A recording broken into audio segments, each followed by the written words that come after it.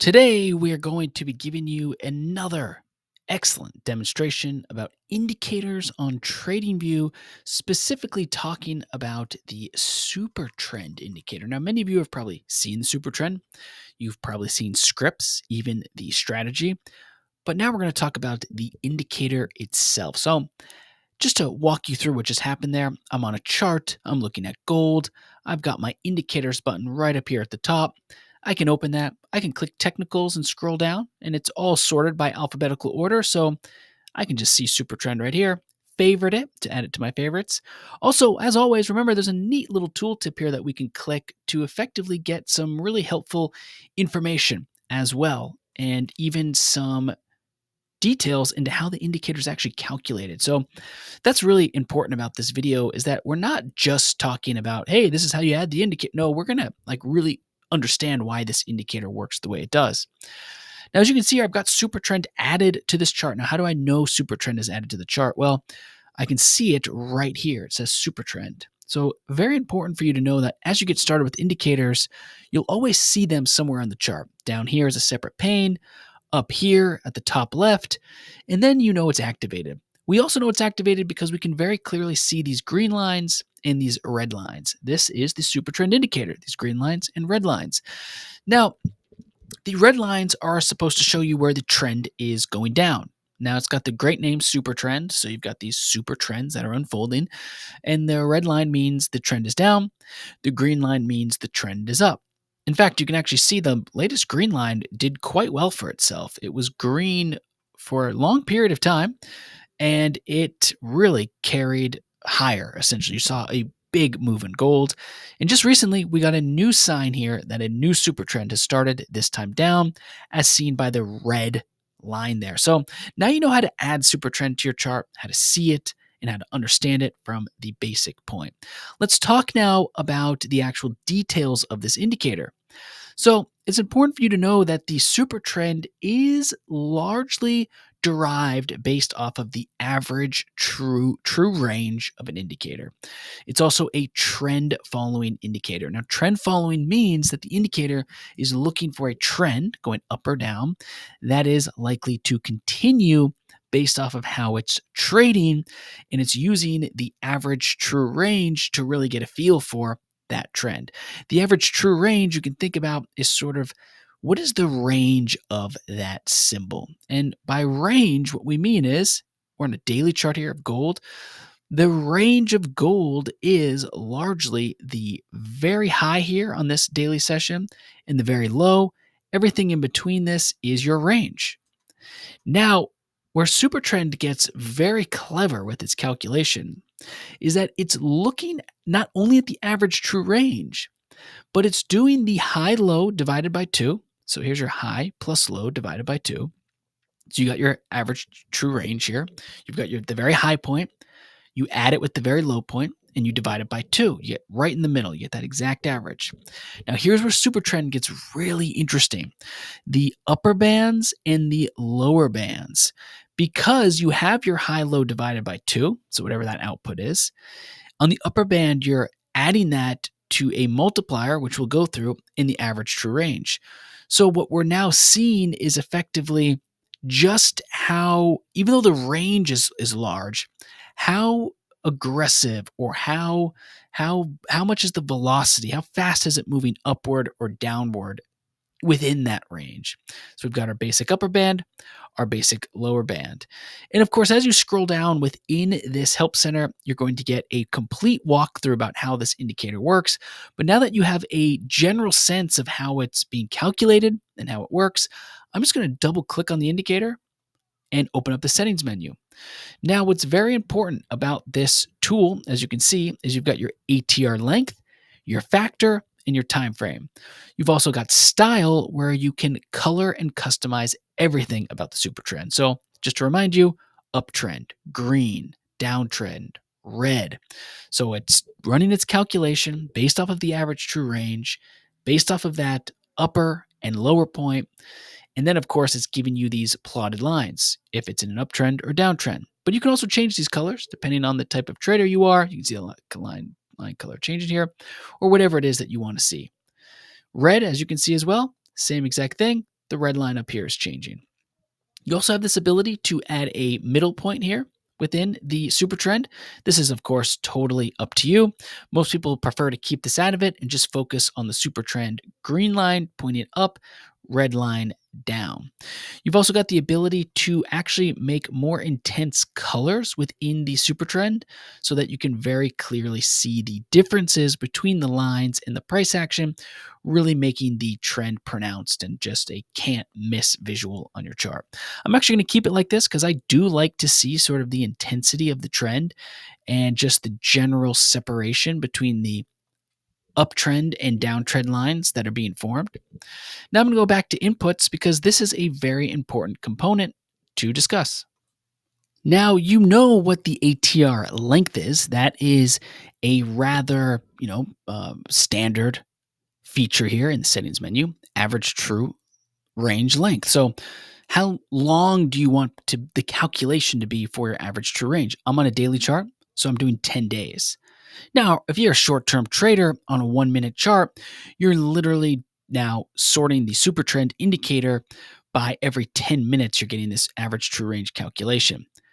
And it's going to depend on the time frame you're on. Just keep that in mind whenever you're setting your average true range length.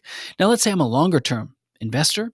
I'm going to type in 25, which means I'm looking at 25 days worth of trend or 25 days worth of the average true length calculation. Now, the factor is important because I want to ensure actually that I go back to the help center here and show you this calculation again because the factor is your multiplier. Now, I said we would get into this, right? Here's the calculation, basic upper band, basic lower band. This is your multiplier, the factor. So 3 times average true range, 5 times average true range, 1 times average true range. The choice is yours. Just know that the higher you go, effectively, the more you could say noise you're going to filter out. You're really going to enhance the average true range by changing this factor, where if you go lower, it's might get a little choppier because you're using a lesser factor. So it's going to be a little more volatile because now let's say it's 1 times the average true range. Now, in addition, as I'm explaining this, please do keep in mind that you're also going to be changing the way the upper band and lower bands are calculated. You can see here that the upper band, basic upper band, previous upper band, all of this is going to be to ultimately determine why the green line is drawn and not the red line is drawn. So if you really want to get into it, head to the help center and read through these specific calculations. But actually, perhaps even more importantly is don't forget you can open up the literal code behind this indicator and study it right here. And even if you want, make some adjustments to it. Get your hands dirty in this code to really understand how it works. So you can see your factor, default is 3. Now recall this factor is the multiplier. So let's see here. There you go. TA SuperTrend factor ATR period. So you can read through this code to get a good feel for how it's actually being calculated. Now I'm just going to remove the Pine editor there for a second, double click, and I've got factor. Watch what happens if I change this to 5. You can see that the factor now is widened, right? The trend's not ending as quickly. It's actually looking now for, much more meaningful trends. Another way to think about this is in terms of setting, say, stop losses or what your sort of pain point is or how much of a drawdown you can take. The factor can ultimately influence the indicator to factor more of that in. So I just set it to 5. So it's keeping the super trend upward and allowing for larger drawdowns while still saying the trend is still intact. In fact, you can see that the bearish trends really have to happen quickly and be intense for now that trend to change suddenly. Even this drop here, now that we changed it to a factor of 5, now it's still technically in an uptrend since this point, even despite this drawdown. And we are just going to double click and change that. We're going to double click on the indicator and change that factor now to 2. And you can watch this change again. Now it's gotten a little tighter. We've got multiple bearish trend, brief bullish trend, bearish trend, brief bullish trend, bearish trend, bullish trend, bearish. So it's just totally changed everything. It's now adjusting faster. We've lowered the multiplier. And so now our super trend is just being a little more picky and a little more decisive, and almost like it has a tighter stop. It's sort of adjusting its parameters accordingly based off of that factor. So, as you get started with super trend, it's actually essential that you really get a feel for this factor and how it fits into your risk tolerance. So, are you someone who has a very long term time horizon? Maybe you might do 4. Maybe you might even expand this to 50. So it's 50 days. Click OK. Really zoom out. Maybe you're holding these positions for entire years or a full year. That is sort of the visual you might go for. Let's say you're a day trader, you're really zoomed in, you're on a 4-hour chart, you're looking for trends that last maybe a few days, even just a few weeks. You might double click, change your factor. Let's change your factor to 2. We're on 4 hours, so this would be 50 of these 4-hour candles. That's fine. So now you've got this 4-hour chart, and it's just now moving a bit faster. And you can just see already how we're back in the super trend in this bearish signal now. So please do also keep in mind that as you're getting started with super trend, it really does get advanced. You can also change the time frame of the super trend as well. Now, I want to show you why that is so cool. So I'm on a daily chart. Okay, I'm back to a daily chart. Now, on a daily chart, this ATR is 50. This factor's 2. I'm actually going to factor 4. Okay, there we go. Okay, now I'm on a daily chart, right? But I want to go into a 1-minute chart without adjusting the time frame. So I'm going to click 1 day. This means this whole calculation is happening on a day. Now I'm going to go into a 1-minute chart, or let's actually do 30 minutes. And I still have the super trend that is effectively from the daily chart on my specific screen. You can see the super trend period under here. See these green dots? We have them right here before our eyes. They're no longer being calculated based off of the hourly chart we were zoomed in on. It's still being calculated on this daily chart. So you can do multiple time frame analysis in a really fantastic way. I'm actually going to uncheck this wait for time frame closes.